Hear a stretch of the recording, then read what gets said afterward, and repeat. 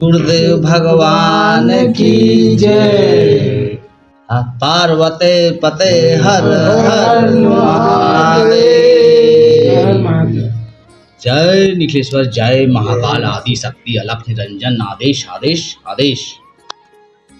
जब भी हम लोगों ने अमरकंटक के बारे में सोचा है या चाहा है, तो हमारे बीच बैठे हुए हैं रेलवे लोको पायलट मधुकर जी। तो बस इतना जान लीजिए कि इन्हीं की वजह से वो यात्रा सुगम हो पाता है। जी जी, सारा श्रेय मधुकर जी को जाता है, बार बार जाते हैं जी। पहले आप अमरकंटक को समझें। अमरकंटक को समझने के लिए आप जब अपने पुराणों में जाते हैं तो वहाँ जो वर्णित जी, वो वर्णित हमें ये मिलता है कि भगवान शंकर के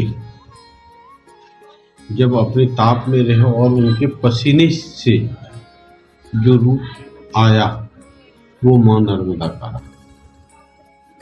इसलिए आपने देखा होगा कि मां नर्मदा का जो चित्र है वो एकदम भगवान शंकर के स्वरूप है।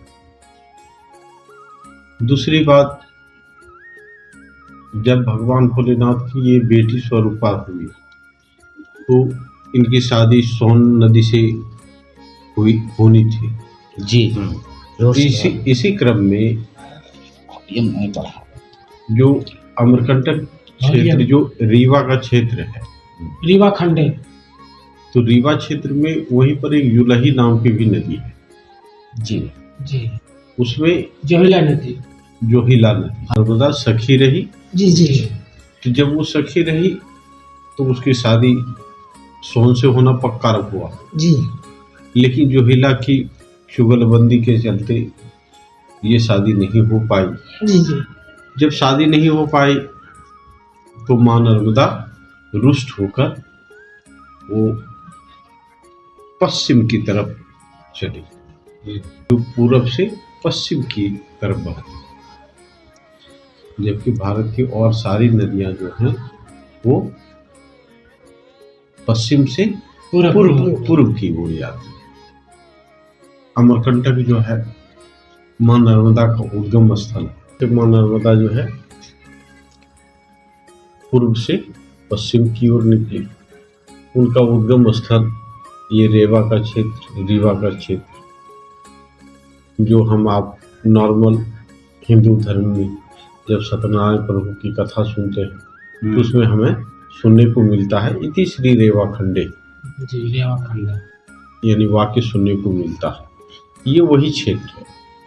ये क्षेत्र अपने आप में इसलिए तीर्थकर है कि भगवान भोलेनाथ का जैसे काशी विश्वनाथ के रूप में उनका अवतार है, या जब वो उस रूप में, तो उसी तरह से अमरकंटक भी ये उनका दूसरा पड़ाव है। जिस तरह से पशुपतिनाथ में जहाँ जहाँ सिद्धपीठ है तो वहाँ उनका निवास स्थान है।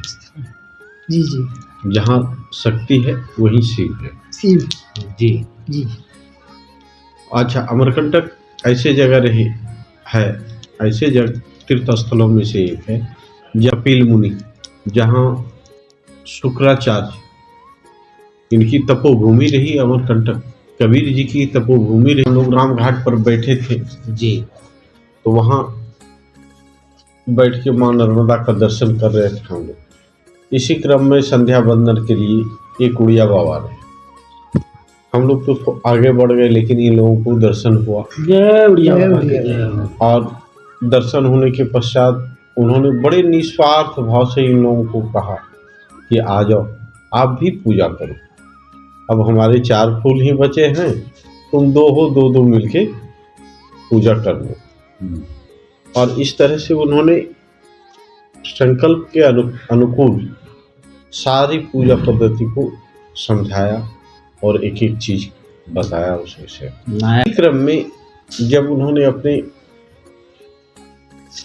अपना परिचय देते हुए बताया तो अमरकंटक में जो महामृत्युंजय आश्रम है, उस आश्रम के वो संत रहे। जी उनकी इतनी परिपक्वता दिखी कि उन्होंने नायक दास को ये बोले कि आने वाला समय इनका बहुत जल्दी अवस्था तुरीय प्रदान अवस्था को करें, तब प्रदान किए हैं। ये आप थोड़ा समझाइए। जी, मैं बहुत पहले से ही उस लक्ष्य के ओर मतलब मैं जानता था, जी जी जी और उस लक्ष्य के बिना ये जीवन मतलब अधूरा है। जी ये जो तुरीय अवस्था प्राप्त करना है जी, तुरीय अवस्था प्राप्त करना है जी।